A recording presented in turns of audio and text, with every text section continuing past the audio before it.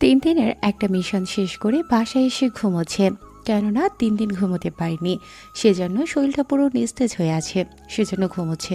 অন্যদিকে এই মিশনের জন্য আমার 10 জন বেস্ট কমান্ডো অফিসার দরকার। স্যার, 10 জনের কথা বলতে পারি না, তবে আমি একজনকে চিনি। কে সে? ওর নাম একে। এটা ওর কোড নাম। তবে ওর আসল পরিচয় আমি জানি না। তবে এটুকু জানি, মৃত্যুকে ও হাতের মুঠোয় নিয়ে খেলা করে। ও না চাইলে ওরা মারা অনেক মানুষের পক্ষে সম্ভব না। ও চাইলে একাই 10 জন কমান্ডোর কাজ করে নিতে পারে। তাহলে যত তাড়াতাড়ি পারো ওই অফিসারের সাথে যোগাযোগ করে তাকে এখানে আসতে বলো। জি স্যার, আগে ওনার সাথে যোগাযোগ করি, তারপর আমি আপনাকে জানাবো। আমার হাতে 7 দিন সময় আছে, আর আমি তোমাকে 2 দিন সময় দিলাম। এর ভিতরে আমাকে তুমি সবটা জানাও। ঠিক আছে স্যার। 2 দিনের দিন সকালবেলায় আকাশের ঘড়িতে লাল একটা চিহ্ন আসে, সেখানে ডেঞ্জার লেখা ছিল। লেখাটি দেখেই লেট করল না, বেরিয়ে পড়ে ও হেডকোয়ার্টারের দিকে। ওখানে এসে মেলগুলো চেক করতে থাকে। ওখানে লোকেশন আর নাম্বার ছিল, সেজন্য চলে আসে ওই লোকেশনে।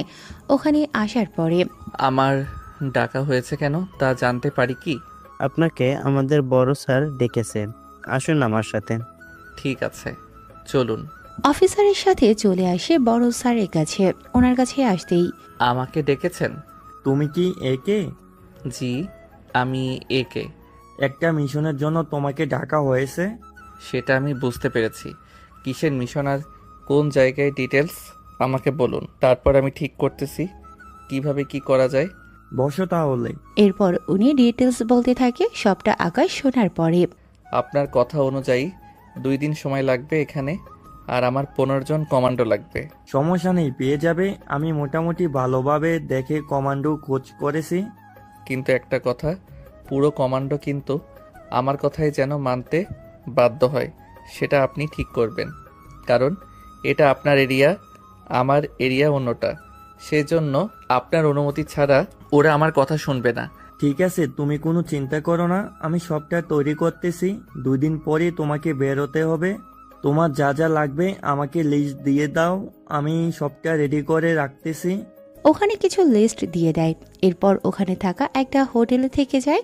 2 দিন পরে 15 জন কমান্ডোর সাথে 2টো হেলিকপ্টার, সাথে অনেকগুলো অস্ত্র নিয়ে বেরিয়ে পড়ে ওরা। টানা 5 ঘন্টা পরে ওরা একটা জঙ্গলের কাছাকাছি এসে নামে। এখান থেকে আমাদের যাত্রা শুরু হবে। সামনেই কিন্তু বিপদ আমাদের, সেজন্য আমাদের অনেক সাবধানে যেতে হবে। কোনোভাবেই কিন্তু ভুল করা যাবে না। জি স্যার, তাই হবে। কিন্তু আমাদের কি কি করতে হবে?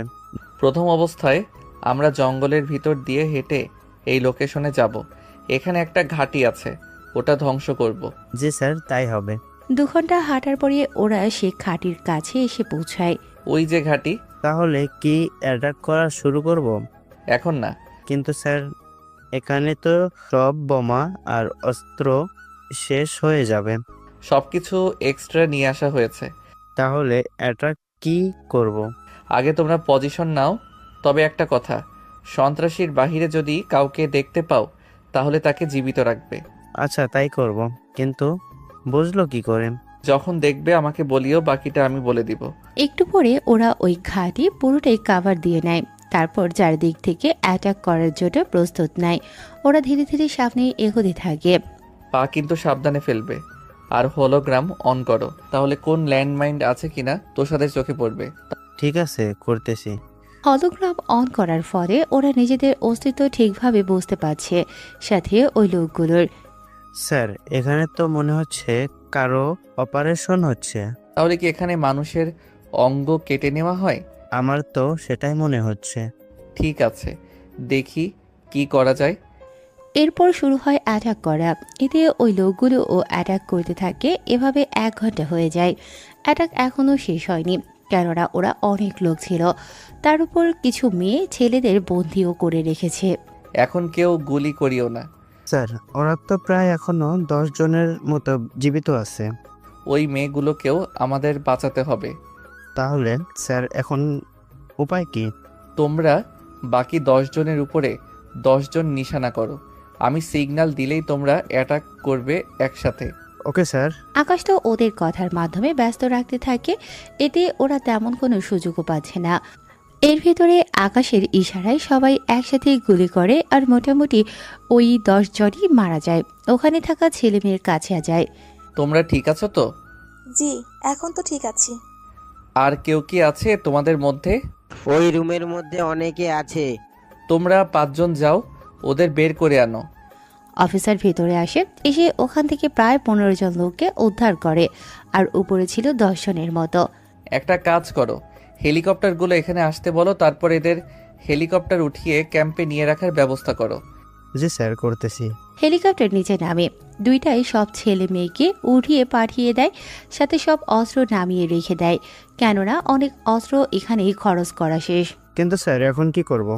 এখানে দেখো তো কোনো এভিডেন্স পাওয়া যায় কিনা। ওকে স্যার, দেখতেছি।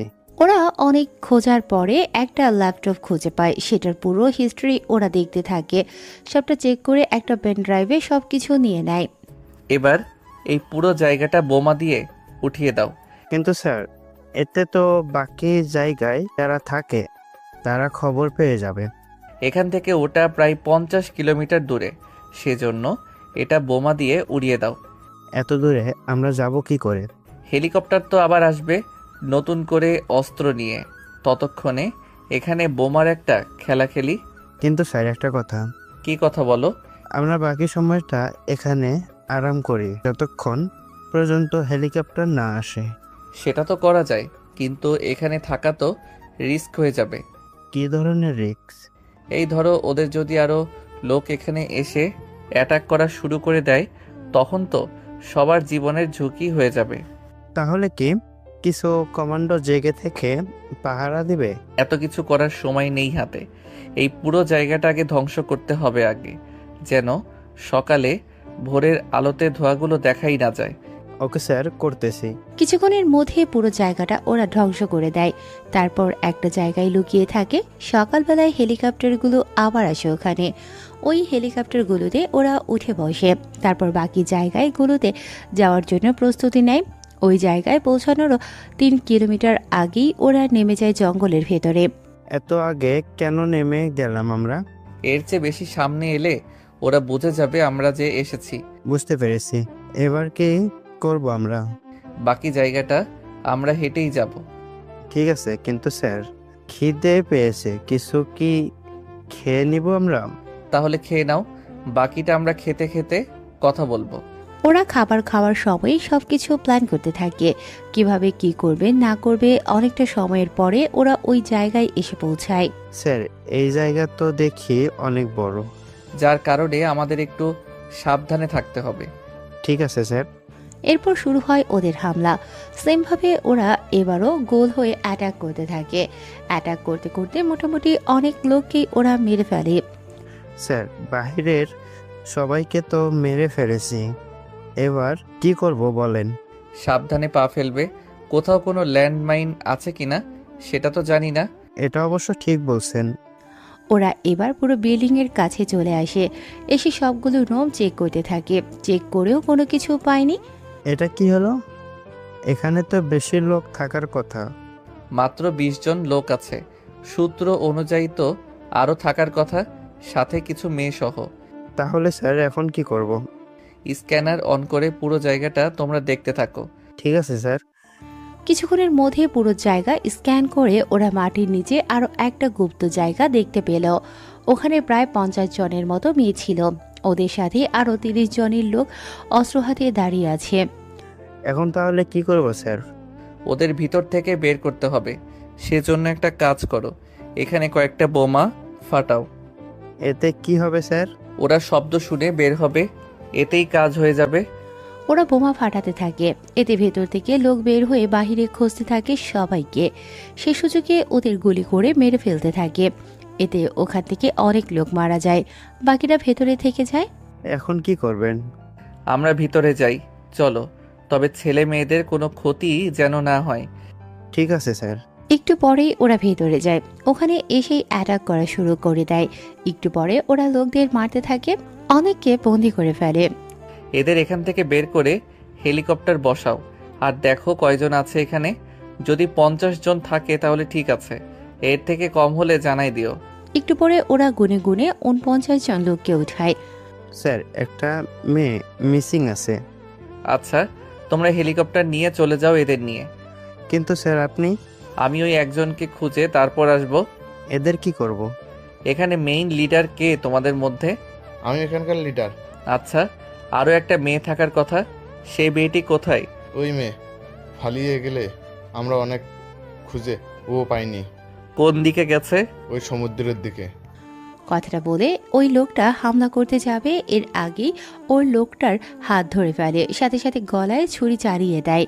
এতে বাকিটা একটু অবাক হয়। স্যার ওনাকে মেরে ফেললেন? ওদের বাঁচিয়ে রেখে তো কোনো কাজ নেই আমাদের, সেজন্য মেরে ফেলেছি। আচ্ছা একটা কথা, ওদের তোমরা নিয়ে যাও। কিন্তু স্যার আপনি এখন আসবেন? আমি চলে আসব ওই একজন ব্যক্তিকে খুঁজে বের করার পরে। কিন্তু বড় স্যারকে কি জবাব দিব? ওনার সাথে আমি কথা বলে নিব। তোমরা আপাতত এদের নিয়ে যাও এখান থেকে। ওরা চলে যায়। অন্যদিকে আকাশ জঙ্গলের ভেতর দিয়ে হাঁটতে থাকে মেয়েটিকে খোঁজার জন্য, কেননা কিছুটা দূরেই আছে সমুদ্র। ওখানে এলে কিছু না কিছু তো জানতে পারবেই, সেজন্য যেতে থাকে ওই দিকটায়। কিছুটা দূরে আসার পরে কিছু রক্ত দেখতে পায় ফোঁটা ফোঁটা। এই রক্ত অনুসরণ করলেই ওকে খুঁজে পাওয়া যাবে। তবে আমার এই পোশাক চেঞ্জ করে নেই, তাহলে ভয় পাবে না আমাকে দেখে। রক্তের ফোঁটা ধরেই সমুদ্রের ধারে চলে আসে। ওখানে এসে কাউকে দেখতে পাচ্ছে না, সেজন্য কিছুটা দূরে একটা ঝোপ দেখতে পায়, তাই ওই ঝোপের দিকে যেতে থাকে। এদিকে ঝোপের ভেতরে একজন লুকিয়ে আছে। সে চারিদিকে দেখতে থাকে কেউ আসে কিনা। তখনই খেয়াল করে একটা লোক ওর দিকে আসতেছে, সেজন্য চাকু বের করে ওর সামনে হাতে রাখে। এইদিকে আকাশও এগোতে থাকে সামনের দিকে। ভিতরে কেউ থাকলে বের হয়ে আসুন প্লিজ। আমি আপনার কোনো ক্ষতি করব না, আমাকে আপনার বন্ধু ভাবতে পারেন। আমি আপনাকে বাঁচাতে এসেছি এখানে। কথাটা বলতেই অপর পাশ থেকে কেউ একজন বলে ওঠে, আমি কিভাবে বুঝবো আমার কোনো ক্ষতি করবেন না? এরকম মিষ্টি একটা মেয়ের কণ্ঠ শুনে আকাশ তো অবাকই হয়। আমি হাতিয়ারগুলো আপনার দিকে বাড়িয়ে দিচ্ছি, আপনি বের হয়ে আসতে পারেন নির্ভয়ে। হাতিয়ারগুলো মেয়েটার দিকে ফেলে দেয়। মেয়েটি এবার ঝোপের থেকে বের হয়ে হাতিয়ারগুলো নিজের কাছে নেয়। আকাশ তো মেয়েটিকে দেখে পুরোই অবাক হয়ে যায়, কেননা অনেক কিউট আর সুন্দর ছিল মেয়েটি। ওই ছেলে নাম কি তোমার, আর এখানে কেন এসেছো? আমার নাম পারভেজ হোসেন আকাশ। আমাকে কারা যেন উঠিয়ে এনেছিল, আমি ওখান থেকে পালিয়ে এসেছি। আরে আমিও তো পালিয়ে এসেছি, কিন্তু তুমি পালালে কখন? এই তো 5 ঘন্টা আগেই। তা আপনার নাম কি? আমি ইরা চৌধুরী। আচ্ছা তুমি যে সত্যি কথা বলতেছো তা বিশ্বাস করব কি করে? কেন বিশ্বাস হয় না বলবেন? আমি যখন পালিয়ে এসেছি তখন আমার পেছনে এরা এসেছিল, ওদের জন্য আমি হাত কেটে যায়। আপনি যে ওদের লোক না তা বিশ্বাস করব কি করে? তার উপর মুখে এত কালি মেখেছেন কেন? যেন ও না চিনতে না পারে। সামনেই তো পানি আছে, মুখটা ধুয়ে নিলেই তো পারেন। এই কালি তো পানি দিয়ে উঠবে না। তাহলে কি হবে? ওটার জন্য আলাদা ক্রিম আছে, ওটা লাগানোর পরে উঠে যাবে। আমার অনেক খিদে পেয়েছে, একদিন ধরে আমি কিছুই খাইনি, হাতে ব্যথা, আবার ভয়ও হচ্ছে। মেয়েটির কথা শুনে আকাশের অনেকটা খারাপও লাগলো। সেজন্য সমুদ্রের ধারে নারকেল গাছে উঠে অনেকগুলো ডাব কেটে নিচে নামে। তারপর ডাব কয়েকটা কেটে ইরাকে খেতে দেয়। খিদের কারণে ডাবের পানি খেয়ে মোটামুটি পেট ভরিয়ে নেয়। এখন কেমন লাগতেছে? মোটামুটি ভালোই, কিন্তু ডাবের পানি খেয়ে তো ক্ষুধা কমবে না। আচ্ছা, হাতের ব্যথা কি আছে? কিছুটা আছে, কিন্তু কেন? আচ্ছা, আপনি এখানে থাকুন, আমি ভিতরে এসে কিছু শিকার করতে পারি কিনা দেখে আসি। আমিও যাব, একা একা ভয় করবে। এতগুলো দিন তো একাই ছিলেন, তাছাড়া আমাকে বিশ্বাস করাটা কি ঠিক হচ্ছে? মানুষটা খারাপ হলে আমার জন্য এত কিছু তো করতেন না। এই বলে ওরা সমুদ্রের ধারে এসে ওখানে কিছু মাছ শিকার করতে থাকে। অনেকগুলো মাছ ধরতে পেরেছে। আসলে একজন কমান্ডোকে সব রকম ট্রেনিং দেওয়া হয়, যেন ওরা যে কোনো পরিস্থিতিতে নিজেদের খাবার সংগ্রহ করতে পারে। মাছগুলোকে পরিষ্কার করে পাড়ে নিয়ে আসে, বুলেট থেকে বারুদগুলো বের করে, আগুন জ্বালিয়ে মাছগুলো পোড়াতে থাকে। অনেকটা সময় পরে সব মাছ তৈরি হয়ে যায়। লাইফে ফার্স্ট টাইম ওরকম ভাবে মাছ খাবো, এখন মনে হচ্ছে পিকনিকে আছি। আচ্ছা আমরা এখান থেকে বের হব কি করে? কথাটা মনে পড়তেই আকাশ ওর গ্যাজেটগুলো চেক করতে থাকে।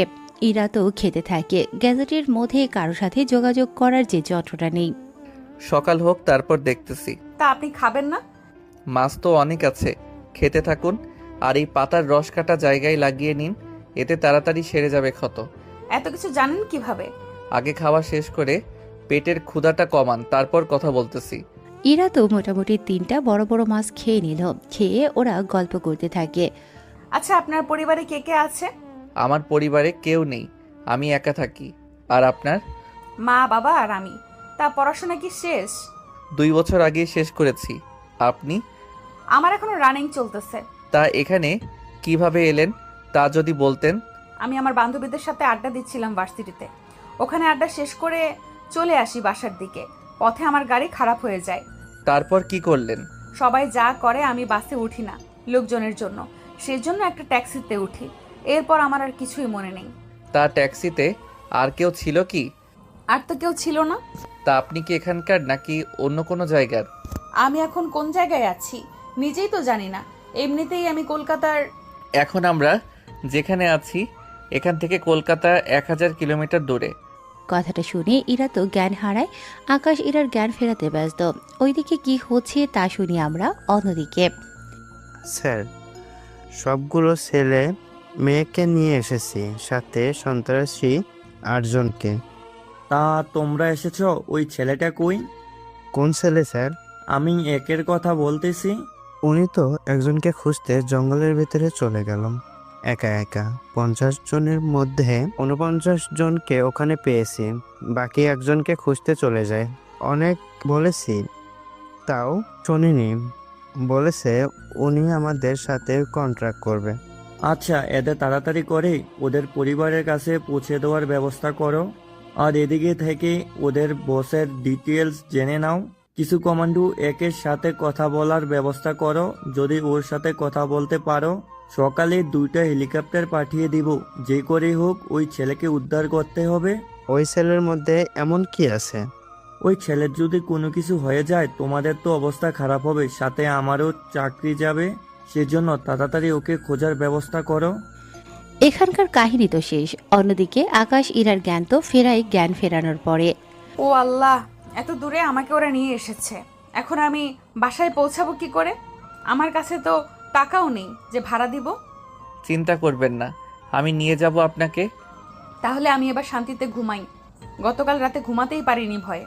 চিন্তা করবেন না, আপনি ঘুমান, আমি আছি। একটা কথা বলি। কি কথা? আমার সুযোগ নেবেন না তো? কিসের সুযোগ? এই যে একটা মেয়েকে একা ফেলে ছেলেরা যা করে। আপনি যে অজ্ঞান হয়েছেন তখন কি কিছু করেছি? আমি তো অজ্ঞান ছিলাম, তাহলে আমি কি করে জানবো? মাথা মোটা একটা মেয়ে। কিছু কি বললেন? কই না তো। আচ্ছা ঘুমান, আমি বাহিরে আছি। ইরা ঘুমায়। সকালবেলায় সূর্যের আলো পড়তেই আকাশ ঘুম থেকে উঠে জঙ্গলের ভেতরে আসে। ওখানে অনেক ফল দেখতে পায়, সেগুলো সংগ্রহ করে নেয়। সাথে একটা খরগোশ দেখে, সেটাকে ধরে ওখানেই জবাই করে ফেলে। সেগুলো নিয়ে সমুদ্রের ধারে আসে। নিচে কিছু ফল খেয়ে খরগোশটাকে চামড়া ফেলে দিয়ে পরিষ্কার করে আগুন জ্বালিয়ে ওটা রান্না করতে থাকে। এদিকে মাংসের ঘ্রাণে ইরার ঘুম ভেঙে যায়। বাহিরে এসে এইগুলো দেখে তো অবাকই হয়। ওয়াও, এত কিছু কখন করলেন? যখন আপনি ঘুমাচ্ছিলেন তখন। এখন ফ্রেশ হয়ে ফলগুলো খেয়ে নিন, ততক্ষণে মাংস ফোড়াও হয়ে যাবে। আচ্ছা, এটা কোনো পশু হয়তো। দেখুন, আমি কিন্তু কোনো পশুর মাংস খাই না। এটা খরগোশ, এটা খেতে পারেন। তাহলে তো ভালোই হয়। তাহলে ফ্রেশ হয়ে আসুন, খাবার খেয়ে বের হব আমরা। যাব কোথায়? হানিমুনে যাব। কার হানিমুন? কারো না, এখান থেকে বের হতে হবে তো আমাদের, নাকি এখানেই থেকে যাওয়ার ইচ্ছে আছে? আমি এখানে থাকতে চাই না। বাবা মা তো আমাকে না পেয়ে কান্না করতেছে অনেক। তবে জায়গা অনেক সুন্দর। তাড়াতাড়ি ফলগুলো খেয়ে নিন, এটা সিদ্ধ হতে 1 ঘন্টার মতো লাগবে। ঠিক আছে, খাচ্ছি। ফল খাওয়ার পরে অপেক্ষা করতে থাকে। সেজন্য ইরাকে আগুন জ্বালানোর দায়িত্ব দিয়ে জঙ্গলে এসে কিছু মশলার ব্যবস্থা করে। তারপর সেগুলো খরগোশের শরীরে মাখিয়ে নেয়। রান্না হয়ে গেলে দুজনে পেট ভরে খেয়ে নেয়। আপনার কোনো কিছু থাকলে নিয়ে নিন। কেন কেন? তাছাড়া আমার তো তেমন কিছুই নেই। তবে জামাটা অনেক দিন ধরে পরে আছি তো, সেজন্য ময়লা হয়ে যাচ্ছে। আমরা একটু পরে যাব ওই জায়গায়। কোন জায়গায় যাব আমরা? যেখান থেকে আমরা পালিয়ে এসেছি সেখানে যাব। আপনার মতলব তো ভালো না। আমার সাথে ভালো ব্যবহার করে এখন ওদের হাতেই আমাকে তুলে দিতে চান? আমি ওই জায়গায় যাব না। আচ্ছা, আপনাকে যেতে হবে না, আমি একাই যাচ্ছি ওখানে।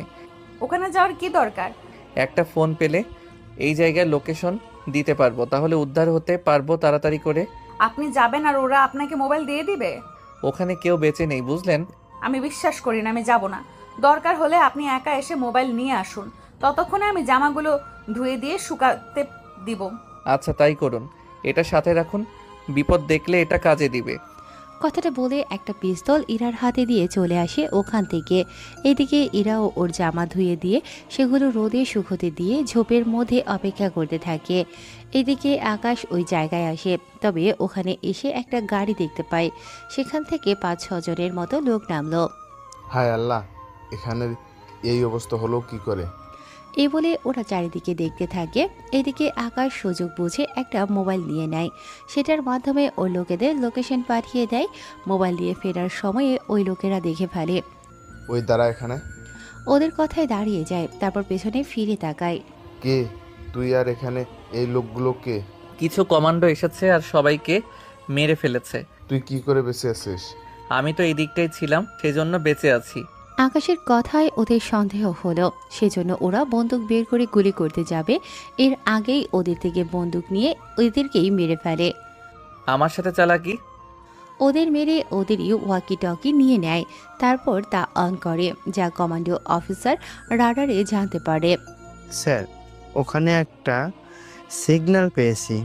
তাড়াতাড়ি কথা বলার চেষ্টা করো, দেখো কে সে। আকাশ ওনাদের পরিচয় দিয়ে লোকেশন পাঠিয়ে দেয়। তারপর সে ওয়াকি টকি নিয়ে সমুদ্রের এখানে চলে আসে। এসে দেখে কিছু জামা আর কিছু জিনিস রোদে শুকানোর জন্য দেয়া হয়েছে। আপনি কি আছেন? আমি ঝোপের এখানে। তা ওখানে কি করেন? বের হয়ে আসলেই তো পারেন। চোখে কি কম দেখেন? দেখতে পাচ্ছেন না আমার সব কিছু ওখানে? তাহলে বের হয়ে এসে নিয়ে যান। আমি এই অবস্থায় বের হব আর আপনি দেখে নেন সবটা? কি ভেবেছেন আমি বোকা? না বের হলে এইগুলো পড়বেন কিভাবে? তাছাড়া আর 2 ঘন্টার মধ্যে আমাদের উদ্ধার করার জন্য লোকও চলে আসবে। একটা কাজ করুন, ওইগুলো এখানে নিয়ে আসুন। আমি নিয়ে আসাটা কি ঠিক হবে? দেখুন, আমি তো দেখাতে বলিনি কোনো কিছু। আমি বলতে চেয়েছি আপনি ওইগুলো নিয়ে এসে আমাকে দিন, আমি পরে তারপর বের হব। কোনো উপায় না পেয়ে জামাসহ বাকিটা নিয়ে ঝোপের কাছে এসে হাত বাড়িয়ে দেয়। এইদিকে ইরা আকাশের হাত থেকে নিতে থাকে। নেয়ার সময় ভুল করে আকাশের হাত টান দেয়। এতে ঝোপের ঝাড়টা সরে যায় আর আকাশও ভেতরে এসে পড়ে। ইরার দিকে তাকাতেই ইরা তো চিৎকার করে ওঠে। এই চোখ বন্ধ করেন। এত জোরে চেঁচানোর কারণে চোখ বন্ধ করে রাখেন। আমি না বলা পর্যন্ত চোখ মেলে তাকাবেন না। ঠিক আছে, তাকাবো না। চোখ বন্ধ করে রাখে। সে সময়ে ইরা সবটা পড়ে নেয়। আসলে এখানে ঝোপ বললে ডাব গাছের পাতা দিয়ে একটা পর্দার মতো ঝোপ বানিয়েছিল। সবটা পড়া হয়ে এলে এবার তাকাতে পারেন, তবে এই ঘটনা কিন্তু ভুলেও কাউকে বলবেন না। সেটা তো বলবো না, তবে একটা কথা। আবার কি কথা? তিলটা কিন্তু অনেক সুন্দর। তোকে না বলেছি কথা বলতে না? আমি তো প্রশংসা করছিলাম। লাগবে না তোর প্রশংসা। কি পাপ যে করলাম আমি, সর্বনাশ হয়ে গেল আমার। দেখলে সর্বনাশ হয় না? ভুল করে দেখা হতেই পারে। চুপ করবি তুই? আকাশ তো ভয়ে চুপ করে আছে। কিছুক্ষণ পরে হেলিকপ্টারের আওয়াজ শুনতে পাচ্ছে। সেজন্য বের হয়ে সমুদ্রের ধারে এসে একটা শার্ট খুঁড়িয়ে মধ্যে বেঁধে টানিয়ে রাখে। হেলিকপ্টার থেকে অফিসার সেটা দেখতে পায়। ওখানে কেউ একজন আছে, একটা কাজ করো, ওখানে নামো তাহলে। হেলিকপ্টার নিচে নামতে থাকে। এদিকে ইরা তো কিছুটা ভয়ে আকাশকে জড়িয়ে ধরে রাখে। কিছুক্ষণ জড়িয়ে ধরার পরে অফিসার আসার পরে ছেড়ে দেয়। ভয় পাবেন না, ঠিক হয়ে যাবে। ওরা আমাদের নিতে এসেছে। সত্যি বলছেন তো? জি, সত্যি বলতেছি। ওরা হেলিকপ্টারে উঠে পড়ে। কিছু ঘন্টার পরে ওরা অফিসে এসে পৌঁছায়। ওখানে আরও অনেক মেয়েও ছিল। সবাইকে একত্রিত করে ওদের ঠিকানা নেওয়া হয়। আকাশ চেয়েছিল ইরাকে নিয়ে কলকাতায় ফিরে যাবে, কিন্তু ওকে অন্য একটা জায়গায় যেতে হচ্ছে, সেজন্য ওখানে যাওয়ার জন্য প্রস্তুত হয়। তবে যাওয়ার আগে আচ্ছা শুনুন, আমি চলে যাচ্ছি একটা কাজে। আপনার সাথে কি আমার আর দেখা হবে না? দেখা হবে কিনা জানি না, যদি সম্ভব হয় দেখা হতেও পারে। আপনার পরিবারকে আজকেই জানানো হবে। কালকের ভিতরে আপনাকে আপনার পরিবারের কাছে পৌঁছে দেওয়া হবে। তাহলে আমার পরিবারের কাছে পৌঁছাতে পারবো? জি পারবেন। তাহলে ভালো থাকবেন। একটা কথা বলার ছিল, যদি কিছু মনে না করেন। কি কথা বলুন। শেষবার আপনাকে জড়িয়ে ধরতে পারে কিনা? ঠিক আছে, ধরুন তাহলে।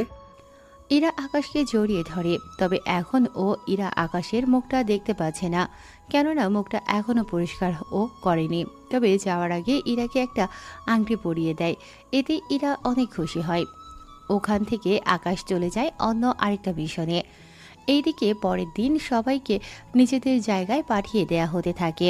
ইরাও ওর বাসায় এসে ভালো করে গোসল করে নিজেকে ঠিক করে নেয়। একটু পরেই ওর মা আসে। ইরা, এখন কেমন লাগছে? অনেক ভালো লাগছে, কিন্তু আম্মু একটা সমস্যা। কি সমস্যা? ইরা ওর মাকে কিছু কথা বলে। উনি শোনার পরে কি বলবে নিজেও বুঝতে পারছে না, তাও ইরাকে সান্ত্বনা দিতে থাকে তা দেয়া হলে। চিন্তা করিস না, ওই ছেলে তো তোর ব্যাপারে সবটা জানে। জানে। তাহলে আর চিন্তা করতে হবে না, আমি তোকে খাইয়ে দিচ্ছি, তুই খেয়ে ঘুমা এখন। ঠিক আছে আম্মু। ইরা তো খেয়ে ঘুমিয়ে পড়ে। অন্যদিকে আকাশ আরেকটা মিশনে যাওয়ার আগে মুখটা ঠিক করে তারপর বের হয় ওখানে যাওয়ার জন্য। তবে সেই জায়গাটাও কলকাতার কাছাকাছি ছিল। ওখানে একজন এমপি আকাশকে এনেছিল ওনার কি দরকারে, সেজন্য এমপির বাসায় আসে। আমাকে ডাকার কারণ কি? তোমাকে ডেকেছি আমার পার্সোনাল বডিগার্ড করার জন্য। আমি একজন কমান্ডো, বডিগার্ড দেওয়া আমার দায়িত্ব না। তা আমি জানি, কিন্তু তোমাকে আমার লাগবে, কেননা আমাকে অনেক হুমকি দিয়েছে। তোমাদের বড় স্যার আমার অনেক পরিচিত, সেজন্য সে তোমার কথা আমাকে বলেছে। তাই তো আমি তাকে বলে তোমাকে এখানে আসার জন্য বললাম। আমি ভেবেছিলাম স্যার আমাকে একটা গুরুত্বপূর্ণ মিশনের জন্য ডেকেছে, কিন্তু উনি যে এরকম একটা কাজের জন্য ডেকেছে তা জানলে তো আমি কখনো আসতাম না। যখন এসেই গিয়েছি তখন চলেও যাচ্ছি। আমি কিন্তু তোমার স্যারের কাছে নালিশ করব। যা খুশি বলতে পারেন। কথাটা বলে বের হয়ে আসে। ওখান থেকে বের হয়ে কলকাতার উদ্দেশ্যে রওনা দেয়। সেজন্য একটা ট্রেনের মধ্যে উঠে পড়ে। ট্রেনে ওঠার 10 মিনিট পরেই কিছু বকাটে ছেলে এসে মেয়েদের বাজে বাজে কথা বলতে থাকে। ওই সুন্দরী, কোথায় যাচ্ছ তুমি? আমরা কোথায় যাচ্ছি তা তোকে কেন বলবো? ওরে সুন্দরী দেখি রেগে গেছে। বলেই ছেলে আর ওর বন্ধুরা হাসতে থাকে। এদিকে মেয়েগুলো ও অনেক বিরক্ত বোধ করে। তার উপর আকাশ চুপ করে আছে, কেননা এই সামান্য ব্যাপার নিয়ে ওদের সাথে ঝগড়া করবে না সেজন্য। দেখুন, আপনারা যদি এরকম করতে থাকেন তাহলে কিন্তু মোটেও ভালো হবে না, বলে দিলাম। ওই তুই কি জানিস আমরা কারা? তোরা কে তা জেনে আমরা কি করব? তোরা এখান থেকে যাবি নাকি আমরা টিটিকে বলে তোদের ব্যবস্থা করব? কথাটা বলার পরে ছেলেটি মেয়েটার হাত ধরে ফেলে। মেয়েটি ছাড়ানোর চেষ্টা করে চলেছে, কিন্তু ছাড়াতে পারছে না। তারপরে, তুই কি ভেবেছিস ওই টিটি আমার ক্ষতি করবে? আরে ওর মতো 10টা টিটিকে চাইলে আমি চাকরি থেকে বের করে দিতে পারি। তোরা জানিস না আমার বাবা কে আর আমি কি করতে পারি। ও তাই নাকি? তা ভাই কে তুমি? নাম কি তোমার আর বাবার পরিচয় কি? ওই তুই কে রে আমাদের মধ্যে কথা বলতে এসেছিস? এভাবে ট্রেনের মধ্যে মেয়েদের সাথে বাজে ব্যবহার করছিস, আবার জিজ্ঞেস করলে উল্টোপাল্টা প্রশ্ন করছিস। এটা তো বড্ড বাড় বেড়েছে। তোরা এটাকে দেখ, ততক্ষণ আমি এদের দেখতেছি। ভাইয়া, এর হাত থেকে আমাদের বাঁচান। আগে ও নিজেকে তো বাঁচিয়ে নিক। ওই যা, তোরা যদি মেরে ফেলতে হয় তাহলে মেরে ফেলিস, বাকিটা আমি সামলে নেব। বাকি ছেলেগুলো আসে মারার জন্য, কিন্তু ওরা হয়তো জানে না ওরা কার সাথে পাঙ্গা নিতে এসেছে। নিমেষেই ওদের 5 জনকে ওখানে আঘাত করে ট্রেনেই শুইয়ে দেয়। ওদের মধ্যে কিছু ছেলের তো হাত পা ভেঙে দিয়ে রেখে দেয়। এবার ছেলেটি একটু ভয় পায়।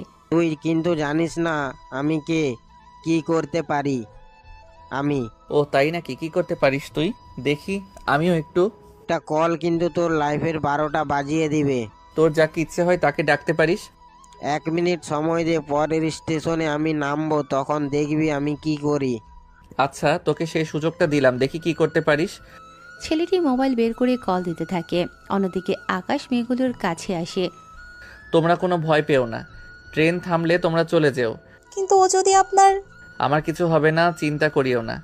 পরের স্টেশনে ট্রেন থামার পরে ছেলেটি ওর বন্ধুদের নামাতে থাকে।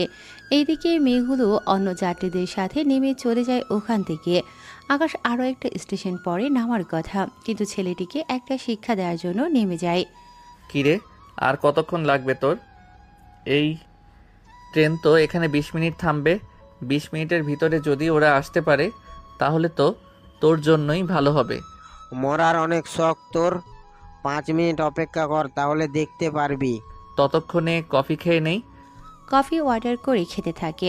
অন্যদিকে অনেক মানুষ ভয় পেয়ে আছে, কেননা ছেলেটি এখানকার কেউ একজন হবে, সেজন্য ওকে হয়তো চিনে। একটু পরে 15 জন লোক আসে ওখানে। ওদের আমি মেরেছি, আমার সাহস একটু বরাবরই বেশি। তোরা অনেক দেরি করে ফেলেছিস, আর 10 মিনিট আছে তোদের মেরে আমাকে আবার এই ট্রেনে করেই ফিরতে হবে। সময় বেশি লাগাবো না, যা করার তাড়াতাড়ি কর। লেকচার বন্ধ করে তাড়াতাড়ি আয়। ওরা 15 জন এক এক করে মারতে আসে, তবে ওরা কোনো কিছু বুঝে ওঠার আগেই এক একজনের শরীরের এক একটা অংশ ভেঙে দেয়। ওরা তো বুঝতেই পারেনি কিভাবে কি হয়ে গেল।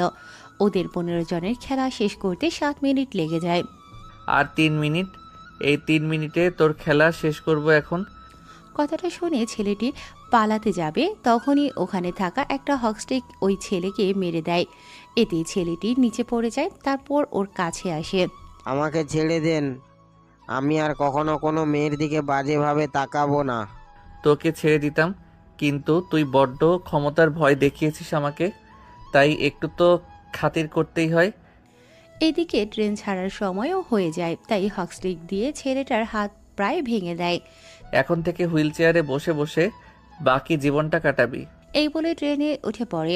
অন্যদিকে কিছুক্ষণ পরে পুলিশ এসে ওখানে সবাইকে নিয়ে যায় হসপিটালে। আরও 1 ঘন্টা পরে আকাশ ওর বাসায় এসে পৌঁছায়, এসে ঘুমের দেশে পাড়ি দেয়। অন্যদিকে ইরা সকালবেলায় ভার্সিটিতে আসে। ওর এভাবে আসা দেখে রিয়া অনেক খুশি হয়। আমি তো নিজেও ভেবেছিলাম তোর সাথে আর দেখা হবে না, কিন্তু একটা ছেলে এসে আমাকে বাঁচিয়েছে। আমি শুধু ওর নাম ছাড়া আর কোনো কিছুই জানি না। আমি কেন ওকে খুঁজবো? ও নিজে এসে আমাকে খুঁজবে, কারণ আমি ওকে আমার সব ঠিকানা বলেছি। ও আমাকে পছন্দ করেছে কিনা জানি না, তবে আমি ওর মুখ ঠিকমতো দেখতে পারি না। ওর পুরো মুখটা কালি মাখানো ছিল। চল তাহলে। রিয়াকে সব কাহিনী বলতে থাকে। আপনারা তো সবটাই জানেন, তাই নতুন করে বললাম না। কাহিনী শেষ হওয়ার পরেই আমারও সেরকমই মনে হয়। না রে, ওর মুখে কালি ছিল, সেজন্য কালি ছাড়া দেখলে চিনতেও পারবো না।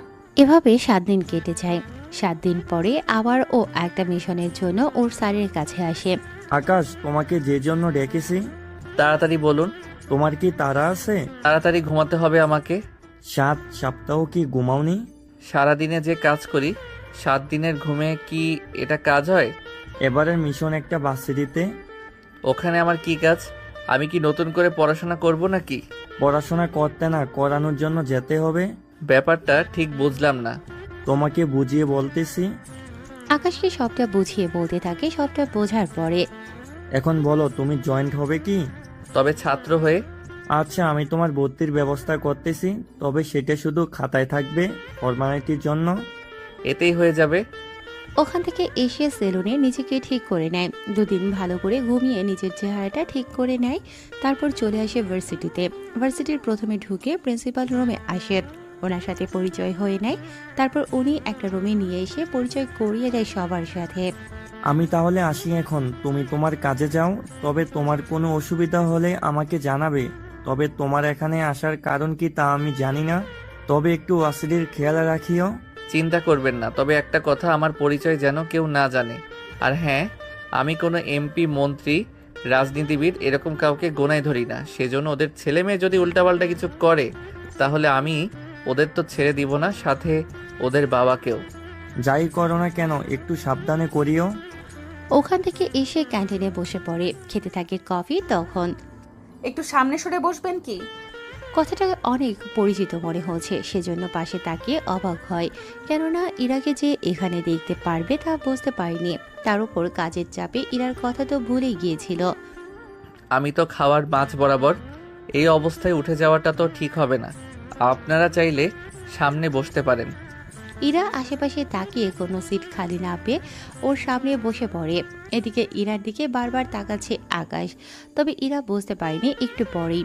আচ্ছা, আপনার কণ্ঠটা আমার অনেক পরিচিত মনে হচ্ছে, কেন বলুন তো? তা কি করে সম্ভব বলুন? আমি তো আজকেই জয়েন্ট হয়েছি। কিন্তু আমার মনে হচ্ছে আমি এই কণ্ঠটা কয়েকদিন আগেও অনেকবার শুনেছি। আচ্ছা, নাম কি আপনার? একে। আমার নাম। এটা আবার কেমন নাম? অনেক অদ্ভুত লাগছে। আপনার মতোই নামটাও অদ্ভুত, তবে আপনার কণ্ঠ আমার অনেক পরিচিত লাগছে। ঠিক বলেছি আমি, তোকে যে বলেছিলাম, কিন্তু একটা চিহ্ন আছে, ওটা দেখলে চিনতে পারবো। এই আপনি শার্ট খোলেন তো। কি আবল তাবল বলছেন? আমি কেন শার্ট খুলবো? দেখার জন্য। ছি ছি, আমি ওই রকম ছেলে না। তুই কি খুলবি নাকি আমি জোর করব? সরি বলতে হবে না, তবে আমি তো দেখেই ছাড়বো। ইরার মতিগতি আকাশের মোটেও সুবিধার মনে হচ্ছে না, সেজন্য তাড়াতাড়ি করে ওখান থেকে উঠে পড়ে। ইরা অনেকবার আটকানোর চেষ্টা করেছে, কিন্তু রিয়ার জন্য তা পারেনি। তুই এটা কি করলি? ওকে যেতে দিলি কেন? আমি ওর শার্ট খুলে চেক করতাম। এটা অবশ্য ঠিক বলেছিস, কিন্তু ও কিন্তু ঠিক। কিন্তু আমি ভাবছি এর সাথে সবটা মিলে যায়, কিন্তু মুখটা মেলাতে পারছি না। কি কথা? সোজা কাজে অফিসে যাব। এইগুলো যদি থাকতো তাহলে তো আমাকে বলতোই। আমি শিওর ওর কোথাও কোনো চক্কর নেই। আগে এই ছেলেকে পরীক্ষা করে দেখি, তারপর বাকিটা দেখব। ওই দিনটা তো কেটে যায়। পরের দিন ইরা অপেক্ষা করতে থাকে আকাশের জন্য, কিন্তু ওই দিন ভার্সিটিতে আসেনি। 3 দিন পরে আসে, তখনই আকাশকে দেখতে পেয়ে ওর কাছে আসে। কোথায় ছিলে এতগুলো দিন? কাজ ছিল আমার। কি দরকার? তা জেনে আপনার কি কাজ? দরকার আছে আমার, সেজন্য জিজ্ঞেস করা। আমার হাতে সময় নেই। আরে শোনো তো। এই বলে হাত ধরতে যাবে, তার আগেই আকাশ চলে যেতে চাইলে দুটা ছেলের সাথে ধাক্কা লাগে।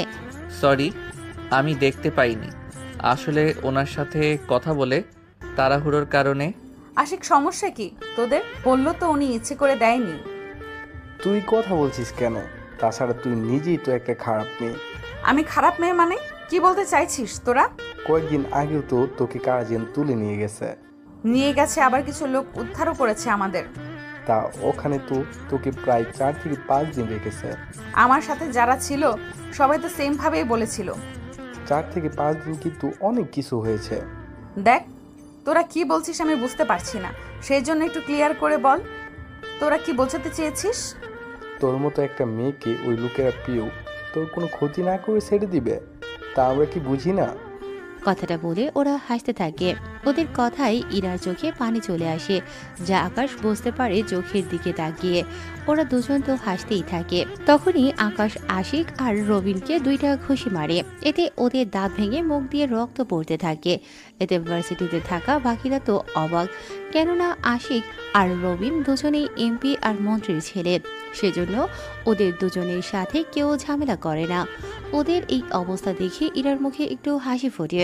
তোর সাহস তো কম না, তুই আমাদের মেরেছিস, আজকে তোকে কেউ বাঁচাতে পারবে না। এইদিকে রবিন ধমকাতে থাকে, অন্যদিকে আশিক ও লোকজনকে খবর পাঠিয়ে দেয়। ওরা অনেক খারাপ, এখন তো ওরা আপনাকে ছেড়ে দিবে না। আমার জন্য কাঁদছেন নাকি আপনাকে খারাপ মেয়ে বলাতে কাঁদছেন? আপনার জন্য কাঁদছি। আমার জন্য এখন শুধু শুধু আপনাকে এরা মারবে। চিন্তা করবেন না, আমার কিছুই হবে না। এইদিকে প্রায় 20 জন ছেলে চলে আসে ভার্সিটিতে। আকাশ তো একা, কি করবে বুঝতে পারছে না। আপনি একটু সাইডে যান, আমি এদের দেখতেছি। একা এত লোকের সাথে পারবেন কি করে? ওটা আমি দেখে নিব, আপনি সাইডে একটু দাঁড়ান। এরা তো সাইডে চলে যায়। এদিকে ওদের এক একজনের হাতে এক এক রকম লাঠি আর ছুরি। ওকে বুঝিয়ে দে আমরা কি আর ওর কি কি করতে পারি। এটা বলাতে ওরা চলে আসে মারার জন্য, কিন্তু ওদের এক এক করে মারতে থাকে। তবে কিছু মার আকাশ নিজেও খায়, কেননা খালি হাতে তো এতগুলো লোকের সাথে মারামারি করা তো সম্ভব না কখনো। এক পর্যায়ে কোনোভাবে বেড়ে উঠছে না ওদের সাথে।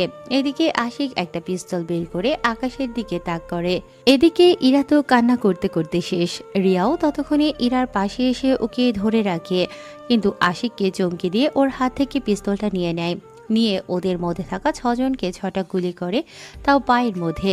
এতে বাকিরা তো ভয়ে ওখান থেকে পালাতে থাকে। এবার বল তোদের কি হাল করব। কথাটা শুনেও আশিক আর রবিনকে দুজনেই পিস্তল দিয়ে 4টা বাড়ি দেয় মাথায়। এতে ওদের দুজনের মাথা থেকে রক্ত পড়তে থাকে। এদিকে ইরা আর রিয়া এসে আকাশকে হসপিটালে নিয়ে যায়। অন্যদিকে কিছু ছেলে এসে আশিক আর রবিনকে হসপিটালে নিয়ে যায়, সাথে যাদের গুলি লেগেছে তাদেরও। 1 ঘন্টা পরে আকাশকে বেরিয়ে শিফট করা হয়। আপনারা এত কষ্ট করে এখানে কেন আনতে গেলেন আমাকে? এখন কিন্তু তোমার শরীরে শার্ট নেই, তার মানে বুঝতেছো? তার মানে আবার কি হতে পারে? তার মানে তুমি সেই ছেলে যে আমাকে বাঁচিয়ে। আমি যে সেই ছেলে তা আপনাকে কে বলল? এই যে পিঠের এই দাগটা দেখো, সেই জন্য এখন ভালোয় ভালোয় সব সত্যি স্বীকার করো তুমি। আমার পিঠে দাগ আছে সেটা আপনি জানেন কি করে? যে রাতে আমরা একসাথে ছিলাম। কিন্তু দুজনে তো আলাদা ছিলাম। ছিলাম, কিন্তু তোমার পিঠের দাগটা দেখা যাচ্ছিল। তাছাড়া তোমার মুখে তখন কালি ছিল, সেটা বুঝলাম, কিন্তু তোমার ঠোঁটের নিচের তিল, কানে তিল আছে, সেগুলো তো আর লুকাতে পারো না। তাহলে ধরা পড়েই গেলাম। কিন্তু তুমি আমাকে দেখার পরে সত্যিটা কেন বললে না? যদি বলতাম তোমার কি বিশ্বাস হতো? হতেও পারতো, কেন না? তুমি আর আমি ছাড়া তো সে কথা মুহূর্তগুলো অন্য কেউ জানতো না। তা ঠিক। তুমি আগে সুস্থ হয়ে নাও, তারপর কথা বলবো। রিয়া, ওর জন্য আমি খাবার আনতে যাচ্ছি বাসায়, তুই একটু থাক এখানে। রিয়া থেকে যায়। তারপর ইরার সম্পর্কে অনেক কথাই বলতে থাকে। অন্যদিকে এমপি আর মন্ত্রী তো হসপিটালে এসে পুরো তুল কালাম করে ফেলে। এদিকে পুলিশও চলে এসেছে ওখানে। স্যার, আপনি কোনো চিন্তা করবেন না, আমরা ওই ছেলের আজকের দিনের ভিতরে গ্রেফতার করব। ওকে গ্রেফতার করে আমার সামনে নিয়ে আসবি। জি স্যার, তাই করব। তাড়াতাড়ি ওকে খুঁজে বের করো। পুলিশ চলে যায় খোঁজার জন্য।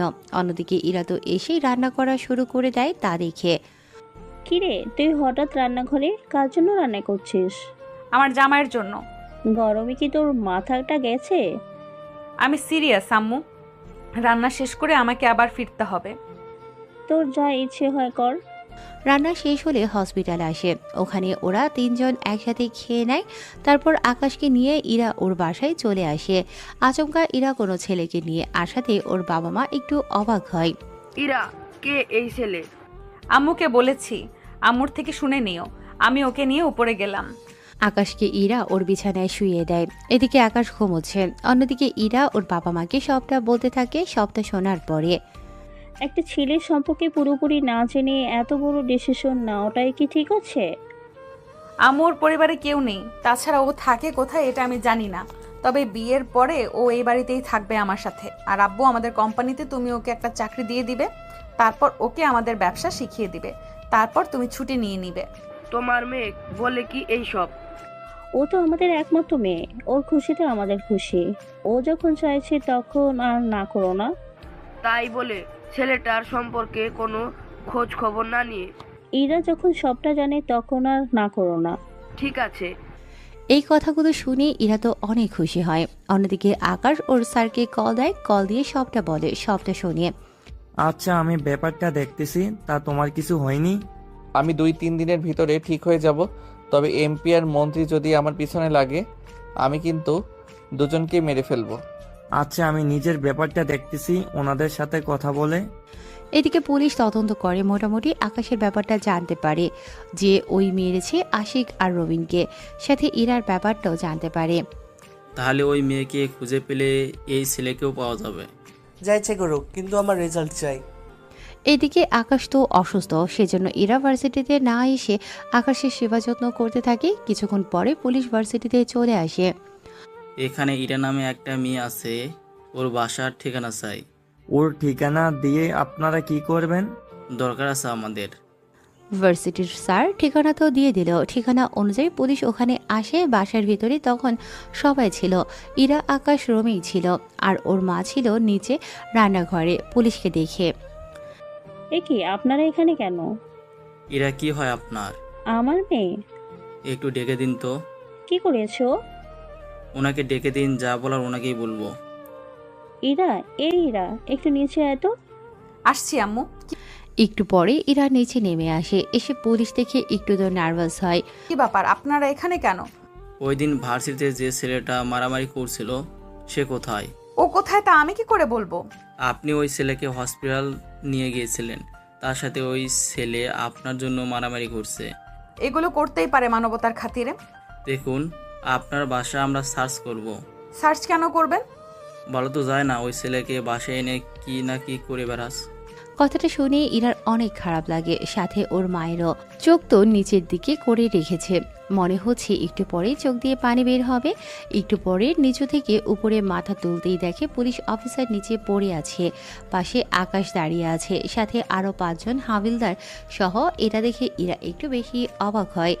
তোরা যদি এভাবে নিচে পড়ে থাকতে না চাস তাহলে বাসার বাহিরে যা, নয়তো ওর মতোই নিচে পড়ে থাকতে হবে। হাবিলদারগুলো আকাশকে মারার জন্য আসে। ওদের এক একজনের জন্য 2টা করে ঘুষি যথেষ্ট। এদিকে পুলিশ অফিসার উঠে দাঁড়ায়।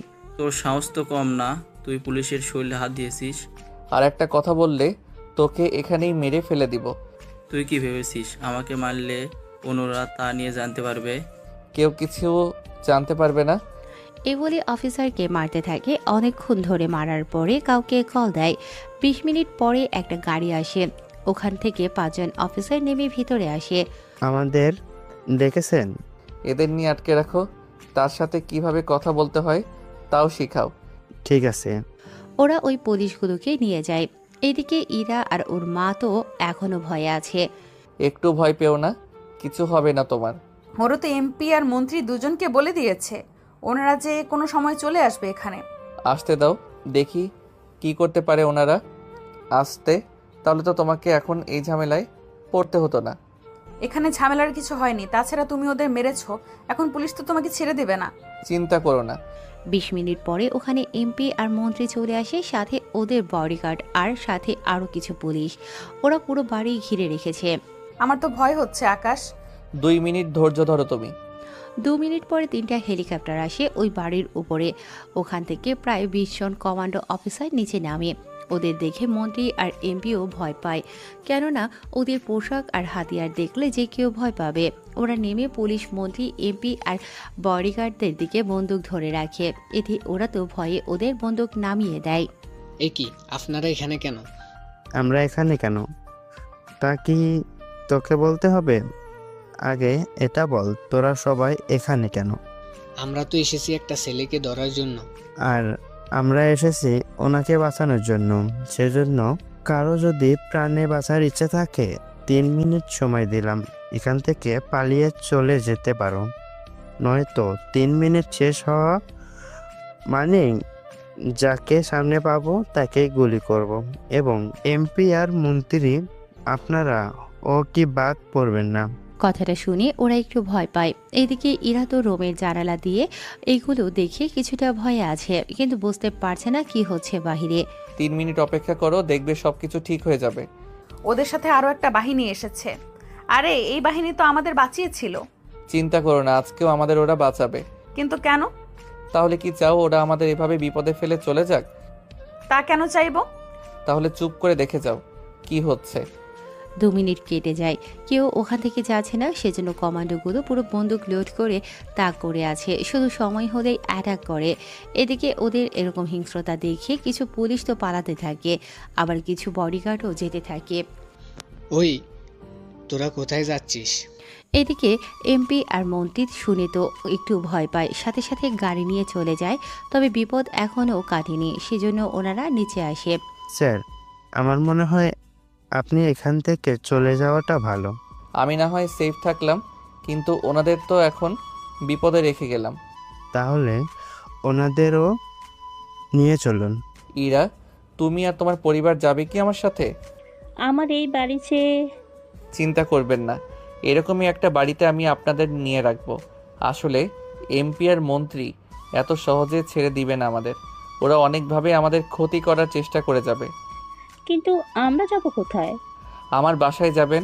ওরা থাকতে থাকতে আপনারা নিজেদের ব্যাগ গুছিয়ে নিন। পরিস্থিতি যতদিন শান্ত না হচ্ছে ততদিন আমার বাসায় থাকবেন। আচ্ছা, তাই হোক। 1 ঘন্টা পরে ওনাদের নিয়ে রওনা হয়। তারপর ওনাদের নিয়ে চলে আসে ওর বাসায়। ইরা তো বাসার সিকিউরিটি দেখে অনেকটাই অবাক হয়। তুমি এই বাসায় থাকো?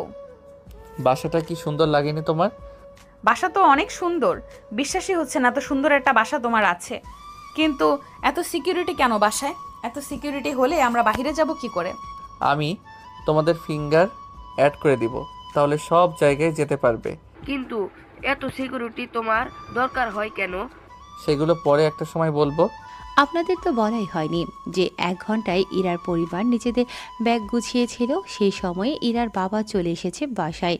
আপনাদের না বললে তো পরে বলবেন হঠাৎ করে ইরার বাবা এখানে আসলো কি করে, সেজন্য বলে দিলাম। এদিকে ওদের 3 জনের ফিঙ্গার অ্যাড হয়ে গেলে। এই বাসায় কোনো কাজের লোক থাকে না, বুঝতেই তো পারছো তুমি। বুঝতে পেরেছি। দেখো এই মেঝে কিন্তু আমি পরিষ্কার করতে পারবো না।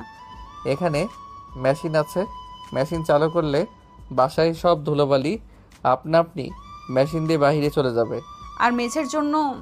মেঝে ধুয়ে রাখার জন্য রয়েছে আলাদা মেশিন। সব কাজ দেখি মেশিন দিয়েই করে ফেলো। শুধু রান্নাটা নিজ হাতে করতে হবে। আমি তো ভেবেছিলাম রান্না হয়তো তুমি মেশিন দিয়েই করাও। তা কি কি রান্না করব? ফ্রিজে সব রাখা আছে, তোমার যা যা ইচ্ছে হয় রান্না করো। আমি একটু বের হব। তুমি বের হলে আমার একা একা? ভয় পাবেন না, এই বাসায় কেউ ঢুকতে পারবে না। যদি ও কেউ এসে কলিং বেল দেয়, দরজা খোলার কোনো দরকার নেই, আমাকে সরাসরি কল দিবেন। কিন্তু তুমি যাবে কোথায়? 2 ঘন্টার একটা কাজ আছে, ওটা শেষ করেই আসতেছি। ওখান থেকে বের হয়ে আসে। অন্যদিকে ইরা আর ওর মা রান্না করতে থাকে। এদিকে বের হয়ে চলে আসে আশিক আর রবিনকে দেখার জন্য হসপিটালে আসে। ওখানে থাকা ওদের লোকেরা তো আকাশে দেখে অবাক হয়। এসেছি ওদের দেখার জন্য। তা কেমন আছে ওরা? আর শোনো, ওরা কি কথা বলতে পারে? তাহলে আমার কিছু কথা আছে ওদের সাথে। তাহলে তোরা সহ আয়, তোদের সামনেই বলতেছি। ওরাও ভিতরে যায়। তারপর ওদের দুজনকে হুমকি দিয়ে চলে আসে ওখান থেকে। হুমকি শুনে ওরা তো অবাক হয়, সাথে ওদের লোকেরাও। এক কথা বারবার বলিস না, বুঝলি? নয়তো সাহস দেখানোর জন্য তোদেরই মারতে থাকবো এখানে। এই বলে ওর অফিসে চলে আসে। অফিসে এসে ওর স্যারকে সবটা জানাতে থাকে। উনি জানার পরে, কিন্তু আকাশ, কাজটা কি ঠিক হলো? ঠিক হয়েছে কিনা জানি না, তবে আমাকে সাহায্য করার জন্য ওর পুরো পরিবার এখন ঝুঁকির মধ্যে আছে। সেজন্য ওনাদের সাহায্য করাটা আমার তো কর্তব্যের মধ্যে পড়ে। আচ্ছা শোনো, তোমার জন্য আরেকটা মিশন আছে। কবে যেতে হবে আর ডিটেলস আমাকে পাঠিয়ে দিবেন। ঠিক আছে, রাতেই পাঠিয়ে দিব। চলি স্যার। চলে আসে বাসায়। এখানে ইরা তো আকাশকে দেখে অনেক খুশি হয়। রাতে ওনারা সবাই একসাথে খাওয়ার পরে ইরার বাবা মাকে রুম দেখিয়ে দেয়। ইরাকেও আলাদা রুম দেখিয়ে দেয়। ইরার বাবা মা তো চলে যায় ঘুমানোর জন্য। এইদিকে ইরা, আচ্ছা আমি তোমার সাথে ঘুমাই। আমার সাথে কেন? আলাদা ঘুমাতে ভালো লাগে না। এখনো কিন্তু বিয়ে হয়নি আমাদের। বিয়ে তো করবই। যখন বিয়ে হবে তখন একসাথে ঘুমাবো। এখন তুমি আলাদাই ঘুমাও। প্লিজ ঘুমাই, কথা দিচ্ছি তোমাকে মোটেও ডিস্টার্ব করব না। সত্যি বলছো তো? সত্যি। আচ্ছা চলো। ইরাকে নিয়ে রুমে আসে। রুম দেখে একটু বেশি খুশি হয়, কেননা রুমটা বড় আর সাজানো ছিল অনেকটা। রাতে ইরা তো ঘুমিয়ে পড়ে। অন্যদিকে মিশনের ডিটেলস পড়তে থাকে। রাতে ইরার ঘুম ভেঙে দেখে আকাশ কি যেন পড়তেছে। সেজন্য ওর কোলে মাথা রেখে দেখতে থাকে, কিন্তু লেখাগুলো ইরা ঠিক বুঝতে পারছে না, কেননা কোডিং ভাষায় লেখা থাকে কথাগুলো। আচমকা ইরাকে এরকম শুয়ে থাকতে দেখে একটু ঘাবড়ে যায়। তুমি ঘুমাওনি? ঘুম আসছে না, তুমি একটু মাথায় হাত বুলিয়ে দাও। আচ্ছা দিচ্ছি। ইরার মাথায় হাত বুলিয়ে দেয়। ইরা তো ঘুমিয়ে যায়। আকাশও হালান দেয়া অবস্থায় ঘুমিয়ে যায়। ঠিকভাবে ঘুমোতে হলে ইরার ঘুম ভেঙে যাবে, সেজন্য ওইভাবেই ঘুমোয়। ঘুম থেকে ইরা উঠে যায় সকালবেলায়। নিচে নেমে নাস্তা বানাতে থাকে। এদিকে আকাশ বের হতে যাবে, ইরা নাস্তা বানিয়ে ওকে খাইয়ে দেয়। তুমি ফিরবে কখন? এই তো 4-5 দিন পরে। তবে তুমি এই 4-5 দিন আমার সাথে যোগাযোগ করতে পারবে না। যদি তোমার কিছু লাগে আমি এসে কিনে দিব। কিন্তু তুমি যাবে কোথায় এই 4-5টা দিনের জন্য? কিছু কাজ আছে আমার, ওই কাজগুলো করেই আমি ফিরে আসব। আচ্ছা তুমি যখন ফিরে আসবে তখন যদি আমরা বিয়ে করি তাহলে কি তোমার কোনো অসুবিধা হবে? তুমি যা বলবে তাই হবে। আচ্ছা সাবধানে আসিও। ওই দিন ওর ব্যাগ গুছিয়ে বেরিয়ে পড়ে ক্যাম্পে। ওখানে এসে যা যা লাগে সবকিছু হেলিকপ্টারে নিতে থাকে। সবটা নেওয়া কি হয়েছে? জি স্যার, যা যা বলছেন সবই নিলাম। তাহলে সবাই এবার উঠে পড়ো। ওকে স্যার, তাই হবে। ওরা উঠে পড়ে হেলিকপ্টারে। চলে আসে একটা নির্জন জায়গায়। চারিদিকে শুধু পাহাড় আর পাহাড়। স্যার এখন কি করব? এখন আপাতত আমরা ওই পাহাড়ের উপর থেকে চারদিকে নজর রাখব। এখন তো সন্ধ্যা, সেজন্য আরেকটু অপেক্ষা করব। যদি পাহাড়ে কেউ লুকিয়ে থাকে তাহলে আগুন তো জ্বালাবে, তাহলে আমরা বুঝতে পারবো। কিন্তু স্যার, আমরা যে এসেছি তা হয়তো ওরা জেনেও গেছে হেলিকপ্টার আওয়াজ শুনে। সমস্যা নেই, হেলিকপ্টারগুলো এখানে থাকুক, আমরা বাকিটা দেখতেছি। রাত 8টা বাজে। কোথাও কোনো আগুনের চিহ্ন দেখতে পাচ্ছে না, কিন্তু রাত 9টায় হঠাৎ একটা জায়গায় ওরা আগুন দেখতে পায়, সেজন্য। তাহলে চলো আমরা নিচে নেমে যাই এখন। সবাই হাতিয়ার নিয়ে নিচে নেমে আসো। Okay sir.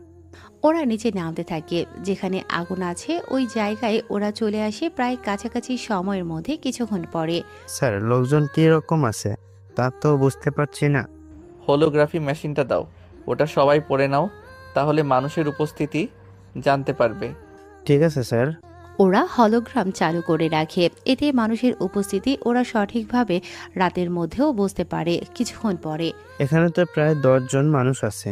এখানে তো আরো লোক থাকার কথা, কিন্তু তাহলে বাকি লোকগুলা কোথায়? অপেক্ষা করো, হয়তো ওরা মাটির নিচে আছে। মাটির নিচে কিভাবে? এখানে তো কোনো রুমও নেই, হয়তো ওরা মাটির নিচে, সেজন্য দরজা পেলেই বাকিদের ও পেয়ে যাব। কিন্তু এরা কি কোনোভাবে বলবে? বলবে মানে অবশ্যই বলবে।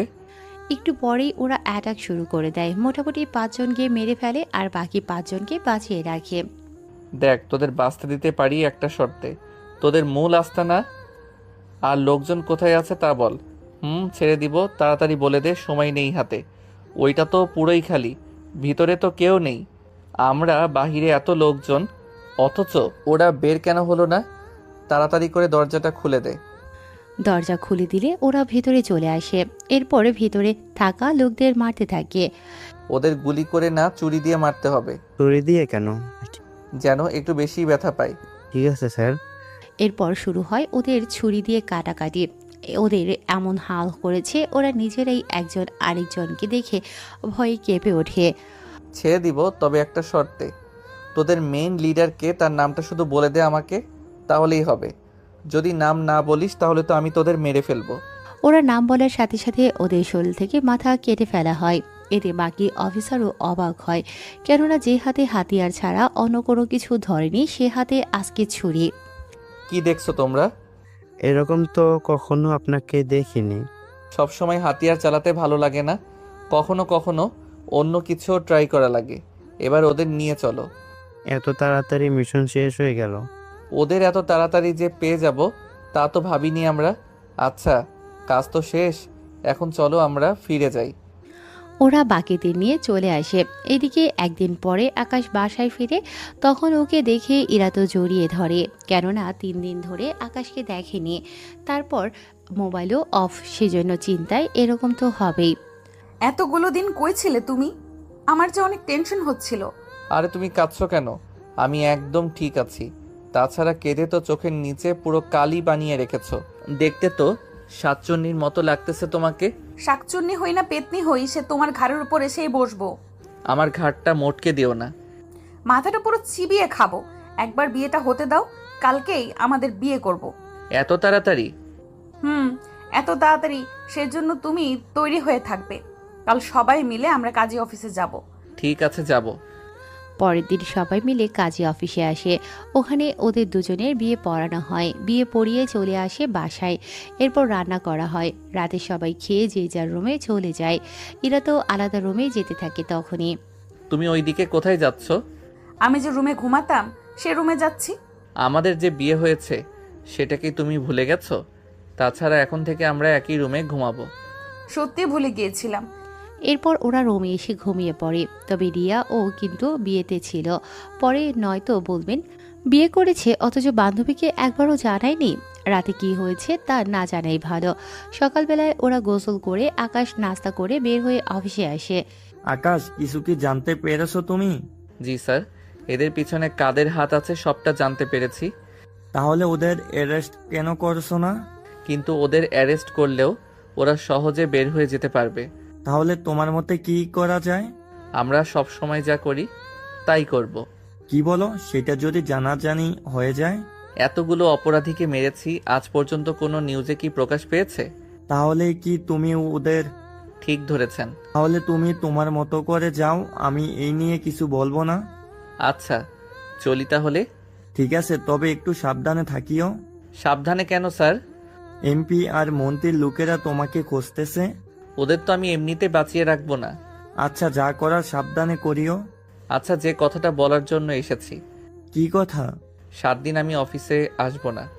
আচ্ছা, সমস্যা নেই। এ বলে বাসায় ফিরে আসে। এসে ইরাকে বলে ও যে এই 7 দিন আর কোথাও যাবে না। ইরা তো অনেক খুশি হয় আকাশের কথায়। এভাবে এই 7টা দিন দুষ্টুমি আর হাসি খুশিতে ওদের দিনগুলো কেটে যায়। এরপরে আকাশ, আমরা আর কতদিন থাকবো এখানে? আপনাদের কি কোনো অসুবিধা হচ্ছে এখানে? আমাদের তো এবার নিজের বাসায় ফিরতে হবে। আর কিছুদিন থাকেন, আমি পরিস্থিতি আগে ঠিক করি। এমপি আর মন্ত্রী আমাদের খুঁজতেছে। তা আপনি জানেন কি করে? আমার বান্ধবী বলল। আর কয়েকটা দিন অপেক্ষা করুন। অন্যদিকে রবিন আর আশিক এবার সুস্থ হয়ে যায়। তারপর ওদের বাবার কাছে যায়। ওখানে এমপি, মন্ত্রী আর আশিক আর রবিন ওনারা ছিল। আচ্ছা, ওদের কোনো খোঁজই পাচ্ছি না। ওদের ধরার জন্য ওই দিন গিয়েছিলাম, কিন্তু এরপর থেকে ওরা কোথায় যেন উধাও হয়ে গেছে তা তো বুঝতেই পারিনি। খুঁজে চুপিয়েছি, কিন্তু ওদের নিয়ে চলে যাই অন্য কেউ। তুই তো জানিস আমি ইরাকে পছন্দ করি, সেজন্য ইরাকে আমার জন্য রেখে দিস। Deal final. কিন্তু ওই আকাশকে কি করা যায়? কিন্তু এরা তো বাসায় নেই, আকাশ ওর সাথে করে ওদের দিয়ে গেছে। এর বাইরে কোনো কিছু জানি না আমরা। চিন্তা করো না, এবার আমরা দুজন মিলে ওদের খুঁজে বের করব। আচ্ছা, তোরা এসেছিস, আগে খেয়ে দিয়ে শক্তি বাড়িয়ে নে, তারপর আমরা ভেবে দেখব। ঠিক আছে। এদিকে আকাশ তো বাসায়, সেজন্য ইরা অনেক বিরক্ত হয়ে যায়। এই তুমি বাসার বাইরে যাও তো। আমি কেন বাহিরে যাব? 10টা দিন ধরে তুমি যে আমার উপরে এত অত্যাচার করতেছো, আমি কি এত অত্যাচার সহ্য করতে পারি? অত্যাচার কখন করলাম? এই 10 দিনে কি তোমার চোখে পড়েনি? কই না তো। তাহলে শোনো। ইরা কানে কানে কি যেন বলে, তা শুনে আকাশ তো হাসতেছে আর ইরা লজ্জা পাচ্ছে। আচ্ছা, লজ্জা আর পেতে হবে না। আচ্ছা শোনো, আমি ভার্সিটিতে যাব কি? হঠাৎ ভার্সিটিতে কেন? সামনে পরীক্ষা, সেজন্য যেতে হবে। কিন্তু তুমি একা যাবে নাকি? রিয়াকে সাথে করে যাব। আচ্ছা, সাবধানে থাকিও, মোবাইল তোমার সাথেই রাখবে। সেটা না হয় রাখলাম। আচ্ছা শোনো। কি কথা? যদি তোমার সাথেই না থাকে তাহলে কি করব আমি? কিভাবে খুঁজবো তোমাকে? আরে কোনো কিছু হবে না, চিন্তা করো না। আচ্ছা, আমি একটা ট্র্যাকার তোমার শরীরে লাগিয়ে দিব, তাহলে কোনো অসুবিধা হলে আমি জানতে পারবো। কিন্তু লুকাবো কিভাবে? আকাশ ইরার কানে কানে কিছু কথা বলে, শুনে ইরা তো আবারও লজ্জা পায়। তুমি কি কখনো ভালো হবে না? তোমার বেলায় তো কখনোই না। আচ্ছা তুমি লাগিয়ে দাও এটা। আকাশ ট্রেকার লাগিয়ে দেয়, তারপর ইরা আর রিয়া চলে যায় ভার্সিটিতে। এদিকে রবিন আর আশিক ওরা দুজনে ইরা আর রিয়াকে নিয়ে উঠিয়ে নিয়ে আসে। এইদিকে আকাশ ভার্সিটিতে আসে ইরার ফোন বন্ধ হওয়াতে। ওখানে এসে সিসিটিভিতে জানতে পারে ওদের উঠিয়ে নেওয়া হয়েছে, সেজন্য ট্র্যাক করে ইরার লোকেশন বের করে, তাই ওই লোকেদের আসতে বলে সেই লোকেশনে। এইদিকে আহ, কত শান্তি, ওদের নিয়ে আসতে পেরেছি। আগে রাত হোক, রাত ছাড়া তো মজা হবে না। এদিকে মন্ত্রী আর এমপি ওনারাও এসেছে, সাথে ওদের লোকজনও। কাজটা কি তোরা ঠিক করেছিস? আচ্ছা, ওই আকাশকে তো ডাকতে হবে, তোদের যা ইচ্ছা হয় কর। প্লিজ আমাদের ছেড়ে দিন। এদিকে পুরো জায়গাটা আকাশ চারদিক দিয়ে লোক দিয়ে ভরিয়ে রাখে। সে সময়ে ওর স্যার কল দেয়। আজকে কিন্তু শেষ দিন। তুমি কি সবাইকে মেরে ফেলবে? ঠিক ধরেছেন। ওরা তো এমপি আর মন্ত্রী। ওরাই তো লোকজনকে অপহরণ করে ওদের শরীরের অস্ত্র বিক্রি করে দিত, সেজন্য ওদের এখানেই মেরে ফেলবো। কিন্তু জানাজানি হলে তো। কেউ কিছু জানবে না। রাখি স্যার। এদিকে সবাইকে অ্যাটাক করার জন্য বলে। ওরা এক এক করে গুলি করতে থাকে। এতে ভিতরে থাকা বাকিরা তো অবাক হয়, কেননা হঠাৎ করে গুলির শব্দ শুনে ভয় পায়। লোকজন বাহিরে আসে, যারাই আসে তারাই মারা যায়। এতে ভেতরে থাকা কেউ কিছু বুঝতে পারছে না। এইদিকে ভিতরে আসে ওরা, এসে মন্ত্রী এমপির ছেলেরা ছাড়া বাকিদের মেরে ফেলে। এদিকে আকাশের এমন রূপ দেখে ওরা তো অবাক হয়ে, সাথে ইরা নিজেও অবাক হয় অনেক। তুমি এরকম পোশাক কেন? তোমার থেকে অনেক কিছু লুকিয়েছি আমি, আজকে সব কিছু জানতে পারবে। তোমাকে তো পুলিশ ধরে নিয়ে যাবে। তুই কিন্তু ভালো করিসনি, আমার লোকদের মেরেছিস তুই। তোর কি যে হাল করব তুই নিজেও বুঝতে পারবি না। তোদের বাবা ছেলেকে এখানেই মেরে ফেলে দিব। তুই কি ভুলে গেছিস আমরা কে, কি করতে পারি? তোরা কি করতে পারিস তা জেনে আমার কোনো কাজ নেই। আমি কি করতে পারি সেটাই এখন তোদের জানানো দরকার। কি করবি তুই? তোদের 4 জনকে এখানেই মেরে ফেলবো, কেউ কোনো কিছু জানতেও পারবে না। আমাদের পরিচয় জানার পরও তুই এত সাহস পেলি কি করে? তোর যে কি হাল করবো আমি তা তুই নিজেই জানতে পারবি না। আগে বেঁচে তো দেখা। ইরা তোমাকে এই মন্ত্রীর লোকেরাই কিডন্যাপ করেছিল, যেন তোমাদের অঙ্গ বিক্রি করে ফেলতে পারে। তুই কি করে জানলি এত কিছু? সব প্রমাণ আছে আমার কাছে। যদি কোর্টে দেই তোকে 10 বছরের জেল তো দিবে না, সেজন্য আর কোর্টে দেইনি, তোকে সরাসরি মেরে ফেলবো, কেউ জানতেও পারবে না। আমাদের ছেড়ে দে। তোদের ক্ষমা করার মোড়ে নেই এখন। ইরা, তুমি আর রিয়া বাহিরে গাড়িতে গিয়ে এসে বসো। গাড়িতে কেন? ওদের সাথে যা যা হবে তা তোমরা দেখলে সহ্য করতে পারবে না। ইরা আর রিয়ার সাথে 4 জন কমান্ডো পাঠিয়ে দেয় গাড়ির কাছে। বাকি কমান্ডোগুলো ওখানেই ছিল। এরপর মন্ত্রী, এমপি, আশিক আর রবিন ওদের 4 জনকে নিয়ে মারতে থাকে। তখনই ওদের দেখে কিছুটা মায়া হয়।